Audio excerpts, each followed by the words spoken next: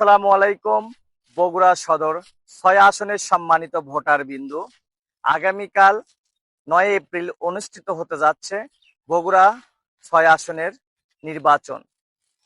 সেই নির্বাচনে এই বগুড়া ৬ আসনের সম্মানিত সকল ভোটারদেরকে আহ্বান জানাবো, বাংলাদেশ জাতীয়তাবাদী দল বিএনপির মনোনীত ধানের শীষের প্রার্থী এবং জিয়া পরিবারের অত্যন্ত আস্থাভাজন বগুড়া জেলা বিএনপির সভাপতি, সাবেক জননন্দিত জননন্দিত মেয়র এবং বগুড়া পৌরসভার জননন্দিত মেয়র জনাব রিজাউল করিম বাদশা ভাই ধানের শীষ নিয়ে এই আসনে নির্বাচন। আমরা আশা করব এই বগুড়ার উন্নয়নের জন্য এই ১৭ বছরের বঞ্চনা লাঞ্ছনা ঘুচিয়ে দেওয়ার জন্য, এই বগুড়া পিছিয়ে পড়া বগুড়াকে সামনের দিকে অগ্রসর করার জন্য বগুড়াবাসীকে একত্রিত হয়ে ঐক্যবদ্ধ হয়ে সকাল সকাল ভোট সেন্টারে গিয়ে ধানের শীষ মার্কায় ভোট দিয়ে রিজাউল করিম বাদশা ভাইকে আমরা সংসদে পাঠাবো এবং তারেক রহমানের হাতকে